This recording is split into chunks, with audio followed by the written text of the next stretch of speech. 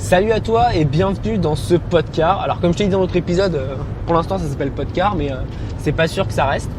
Parce que voilà, si tu as des idées d'ailleurs, n'hésite pas à me les mettre dans le commentaire. Des idées de nom de podcast quand je suis en voiture. Podcast ça me paraissait simple, tu vois, c'est podcast et puis car c'est voiture en anglais. Mais voilà, je suis pas complètement fan, donc si tu as d'autres idées, n'hésite pas à me les poser dans les commentaires et puis je vais étudier ça parce que ouais, je veux bien des idées sur un nom d'émission, on va dire. Ça peut être sympa d'avoir un petit nom à nous, quoi. Parce que comme tu sais, sur ce podcast, moi mon but c'est vraiment de te parler comme si tu étais à côté de moi en voiture, comme si on était toi et moi en train de discuter tranquillement. Alors attends, je bois juste un coup d'eau. Voilà, donc là je suis toujours sur la route sur Las Vegas. Si tu as bien suivi l'épisode précédent, je suis donc sur la route pour aller à Las Vegas, donc j'ai 2 heures encore de route.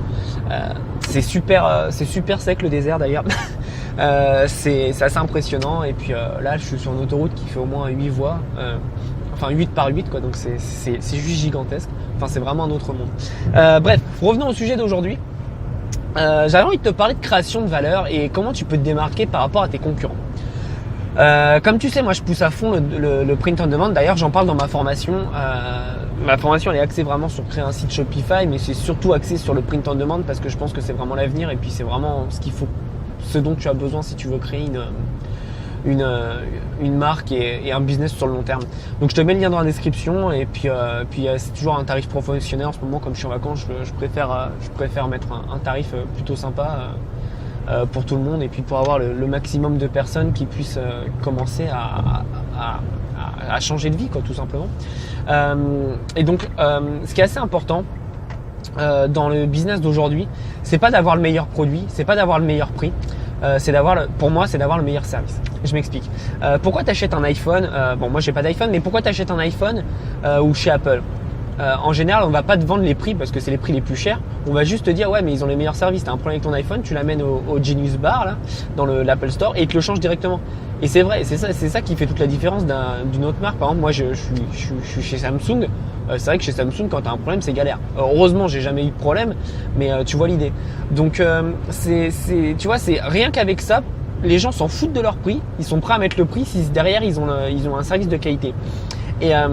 Et nous, le problème du dropshipping, c'est que tu fais un site, moi j'en fais un, je te mets les mêmes produits que toi, il n'y a rien qui va nous différencier. Et ce qui est important, c'est que toi tu vas pouvoir te différencier en mettant des services. On me pose souvent la question, mais pourquoi moi je ferais un site avec du dropshipping, des produits qui viennent de Chine, en le vendant plus cher, alors que quelqu'un peut aller directement sur AliExpress et trouver le même produit pour moins cher.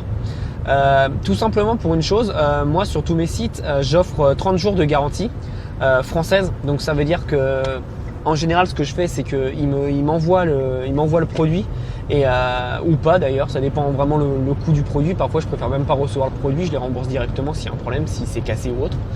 Mais si c'est le produit peut encore servir, bah écoute, il me l'envoie et moi je les rembourse immédiatement et j'ai une garantie de 30 jours après la réception du colis. Tu vois, rien que ce petit truc, c'est quelque chose qui fait la différence par rapport à AliExpress qui ne te propose pas ça, ou si te le propose c'est super galère à mettre en place parce que ils sont en Chine, donc pour les contacter c'est super compliqué. Je propose aussi d'ailleurs une assistance française. Donc tu vois, s'il y a le moindre problème, ils peuvent me contacter, m'appeler. J'ai même mis mon numéro de téléphone pour m'appeler, etc. Donc tu vois, ça met gage de confiance et tu vois, t'as aucun problème. Et comme je te dis, parfois les personnes connaissent AliExpress mais préfèrent payer beaucoup plus, déjà parce qu'ils ont vu ma pub, ils ont vu ma marque, ils ont vu l'esprit de ma marque, et parce que je suis français, donc si tu es sur le marché français ou européen, peu importe, ils préfèrent payer plus pour quelque chose dont ils ont confiance parce que malheureusement dans l'imaginaire collectif, tout ce qui est chinois, AliExpress, etc., des gens n'ont pas confiance. Et d'ailleurs, autre point, il y a plein de gens qui connaissent AliExpress, faut pas croire, mais ils veulent pas acheter là-dessus parce qu'ils ont juste pas confiance dans ce site parce que c'est chinois. Donc c'est là où toi tu as un coup à jouer parce que peu importe d'où vient ton fournisseur, tu es français et donc forcément tu es français, donc tu as une adresse postale, etc. Tu as des conditions générales de vente françaises, donc forcément ils ont plus confiance en toi.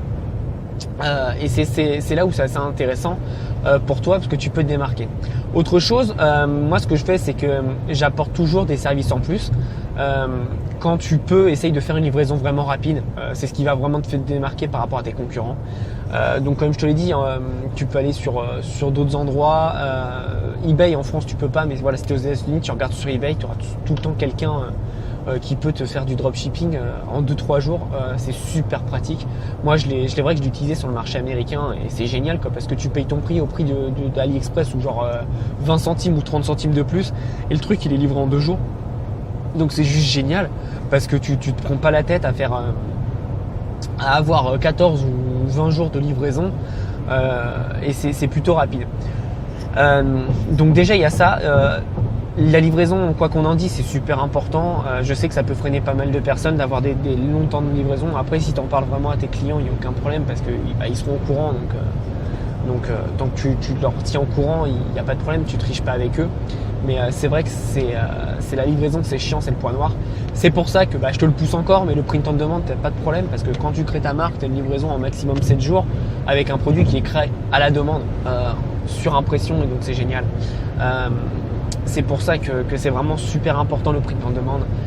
Je sais que je pousse à fond là-dessus, mais c'est tellement génial d'avoir des produits que seul toi as. Tu peux, enfin, parfois, tu vois, je suis avec ma famille à des repas et je leur dis, ils me demandent ce que je fais. Je leur dis, voilà, moi j'ai créé ma marque dans telle ou telle niche, et ils me disent, mais comment t'as fait? C'est pas possible. Pour eux, dans l'inconscient, dans l'imaginaire, collectif, créer une marque, faut investir des milliers d'euros. Alors que non, pas du tout. Tu trouves juste un designer sur Fiverr et en 2 secondes, tu t'as créé ta marque avec ton logo, ton design et ton univers. C'est tout simple. Aujourd'hui, il n'a jamais été aussi facile de mettre en place des business sur Internet.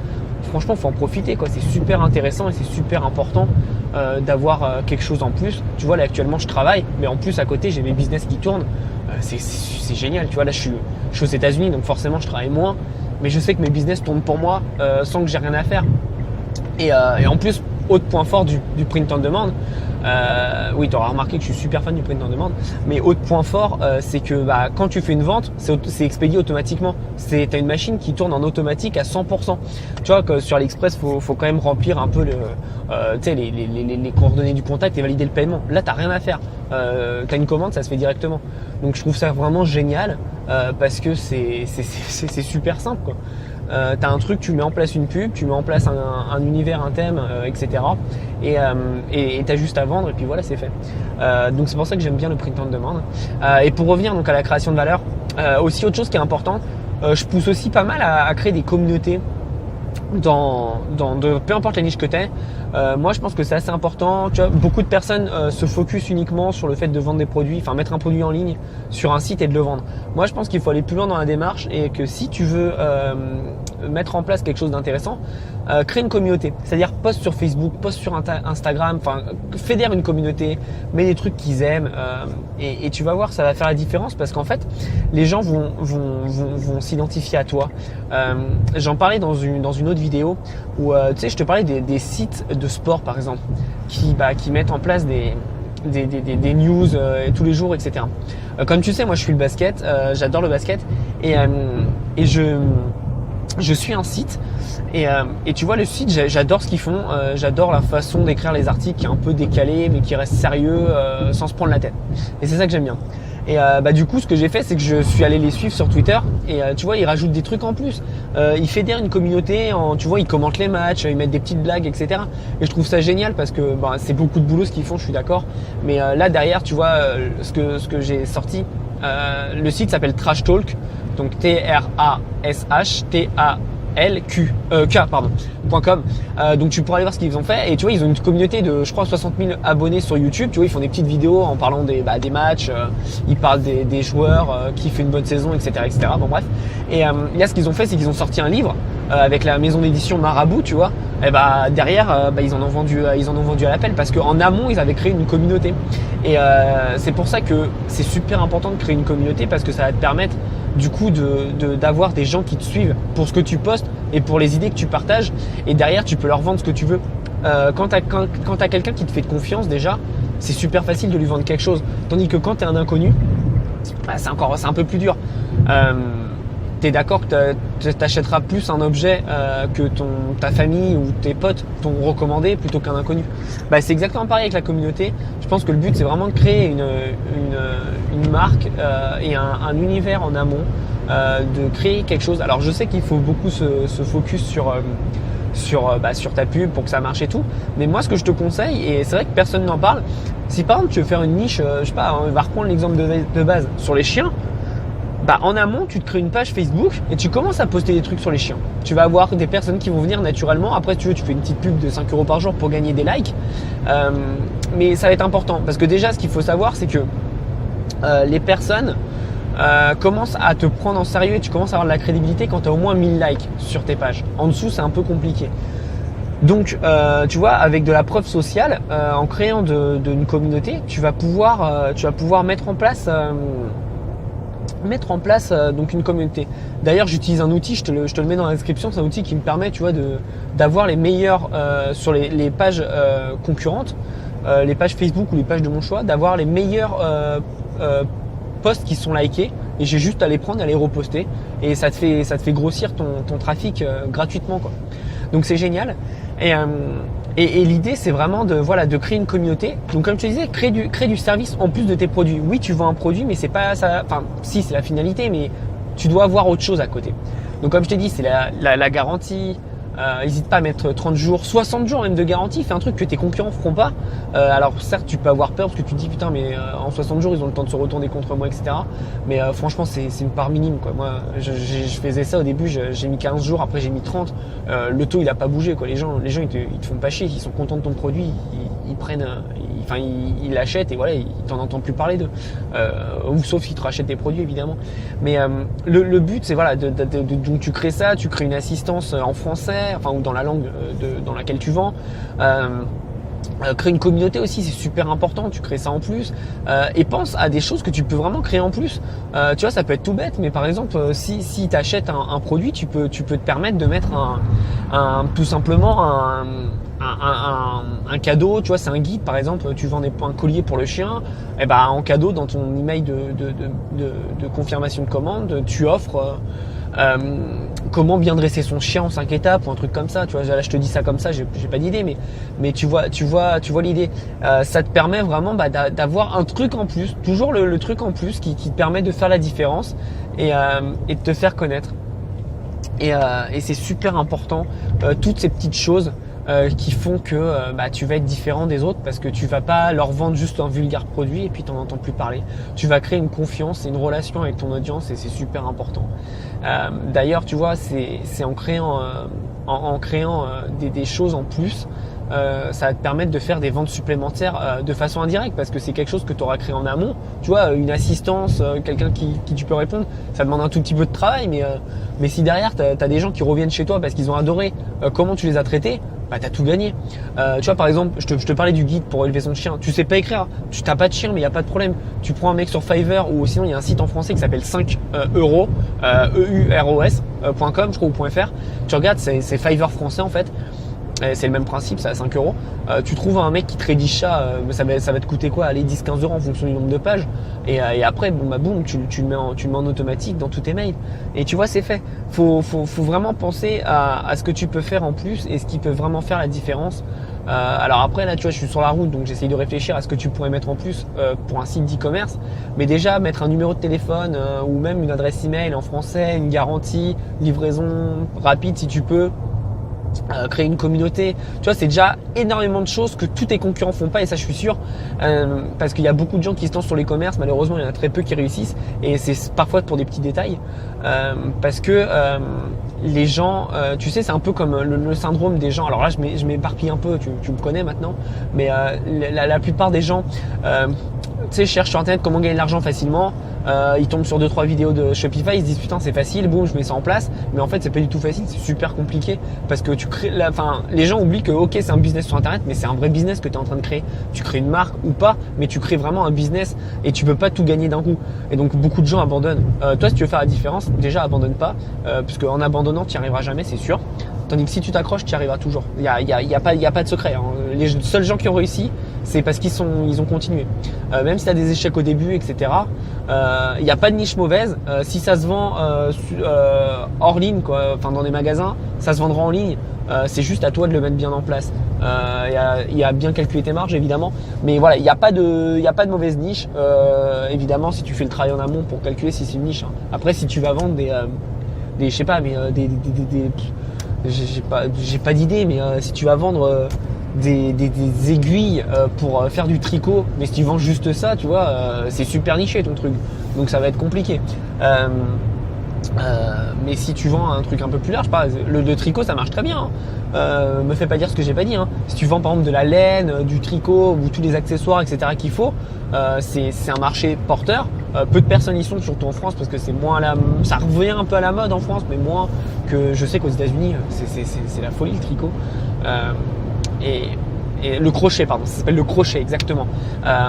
Donc en France, tu vois, tu peux te faire une place parce qu'il y a strictement personne, comme personne n'y pense.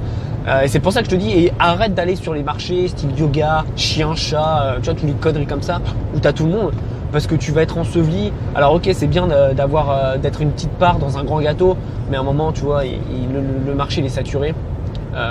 Si tu fais pas les choses différemment, c'est saturé. Donc vraiment, si c'est ton premier site, fonce pas là-dessus, fonce vraiment sur un truc un peu plus unique, un peu plus différent. T'auras plus de succès, je pense. Et surtout, quoi que tu fasses, crée toujours de la valeur pour ton audience, pour tes clients. Traite-les comme tu devrais te traiter. Voilà, pense à un hôtel 5 étoiles ou un restaurant haut de gamme. T'es pas traité comme au McDo, tu vois. Ils t'accueillent, ils t'installent, ils te tirent la chaise, ils te demandent comment tu vas. Ils sont bien habillés. Bah c'est pareil. Ton site, ça doit être pareil. Si tu veux avoir des résultats, mais du haut de gamme, mais vraiment du haut de gamme, parce que ça va te permettre à toi de te faire la différence. Enfin, je sais pas. Après, tu vois, chacun fait ce qu'il veut, mais tu préfères quoi? Tu préfères aller manger. Alors, je te parle pas de prix. Hein. Si imagine tout était le même prix, tu préfères quoi? Aller manger dans un resto haut de gamme ou dans un McDo à l'arrache? Tu vois, forcément, ton choix est vite fait. T'aimes bien être bien reçu. C'est humain. On aime bien être bien reçu, être bien servi. Pareil, tu vois, tu préfères aller dans un 5 étoiles. Si t'as les moyens, évidemment. Là, on te parle je te parle pas de prix. Hein. Je veux pas débattre sur les prix. On s'en fout. Je te parle juste sur la qualité. Tu préfères aller dans un Formule 1 ou dans un 5 étoiles. Tu vois, c'est tout bête. Là, par exemple, je vais te donner un exemple tout con, mais tout con. Là, je vais à Las Vegas, comme je t'ai déjà dit au début de la vidéo, enfin du podcast. Et en fait, au début, je voulais pas dormir à Las Vegas, parce que je voulais un bel hôtel au début. Je me suis dit, c'est Las Vegas, faut se faire plaisir. Je me suis dit, mais j'ai pas envie de dormir là-bas parce que ça va coûter super cher, tu vois. Je voulais un 5 étoiles, etc. Et ça a coûté très cher. Et finalement, tu vois, j'ai parlé avec ma sœur qui est déjà allée à Las Vegas et qui m'a dit non mais en fait t'as pas compris. Las Vegas, ils font les choses différemment. En fait, les 5 étoiles ça coûte rien du tout parce qu'ils veulent que les gens viennent et dépensent de l'argent dans les casinos. Et j'ai fait ah ouais sérieux. J'ai regardé les prix et j'ai trouvé un 5 étoiles, tu vois, pour $100 la nuit. Donc avec le taux de change actuel, ça me fait 80 €, 80 € à peu près. Tu vois, l'autre jour, je suis passé sur Paris. T'avais un Formule 1 pour 80 € la nuit. Donc, tu vois ce que je veux dire. Ça dépend du contexte. Et là, du coup, donc, je vais me faire un 5 étoiles sur 80 € la nuit. Et pourquoi j'ai pris un 5 étoiles où je pouvais me prendre un Airbnb pareil, j'ai regardé les Airbnb, tu vois, c'était un truc un peu miteux. Enfin, ça allait, quoi. Mais c'était pas génial. Et c'était $60 la nuit. Et c'est tout con, mais du coup, pour à peu près 20 $ de différence, 40 $ de différence, qu'est-ce que je préfère? Est-ce que je préfère avoir de la qualité au-dessus? Bah ouais, carrément. Et donc c'est ce que tu dois mettre. Même si tu vois, tu mets tes prix un peu plus cher, une livraison un peu plus chère, si tu reçois bien tes clients, tu n'auras pas de problème d'argent. Le prix, c'est vrai. En fait, le prix, ce qu'il faut que tu comprennes, c'est que c'est juste un prix, c'est juste la limite à laquelle ton client peut dépenser.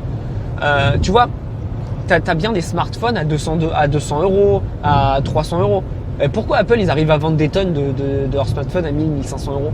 Bah, tout simplement parce que derrière ils mettent la qualité, ils mettent du service en plus.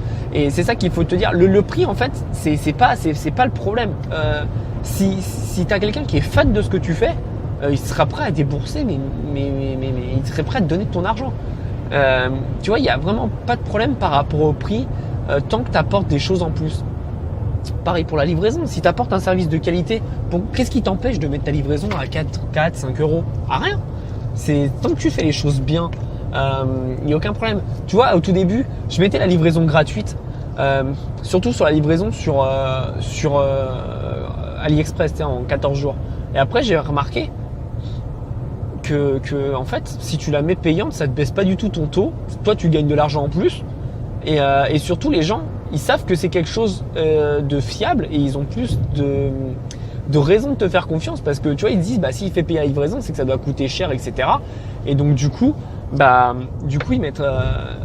peuvent mettre en place, ils peuvent t'acheter plus de trucs parce qu'ils disent, ok, s'il me fait payer la livraison à un prix pas déconnant, tu vois, moi je l'ai mis de mémoire, je crois que c'est 4,92 en dessous de 50, en dessous de 30 dollars. Et après c'est 4,96 ou 4,92, un truc comme ça.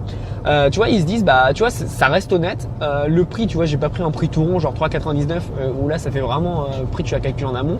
Tu vois, moi j'ai mis un prix qui peut être un prix calculé vraiment à l'article. Et du coup, ils se disent, ouais, mais si le mec il me fait payer la livraison, c'est que son service est de qualité et c'est que je vais pas avoir de problème. Et comme je te dis, parfois les gens ils préfèrent payer quelque chose, un service, pour avoir de la qualité. Tu sais ce qu'on dit? On dit souvent que le pas cher ou le gratuit revient parfois très cher. Là c'est pareil, tu vois. Donc ils préfèrent payer plus pour se dire au moins, tu vois, j'ai un service de qualité, je sais que ça va faire l'affaire. Donc c'est assez important. C'est assez important de mettre en place des services de qualité. Bon, désolé, j'ai beaucoup parlé sur cette vidéo. Là, tu sais, comme je t'ai dit, je suis sur la route, donc j'ai pas eu le temps passer. Mais voilà, ce que je voulais te dire, c'est vraiment mettre en place des choses qui vont faire la différence et qui apportent un service en plus par rapport à tes concurrents. C'est super important. C'est tout pour moi. On se revoit dans un prochain podcast ou une prochaine vidéo. La vidéo était un peu longue, désolé. Mais voilà, j'espère que tu as apprécié. Et puis nous, on se revoit bientôt. À bientôt et surtout, passe à l'action.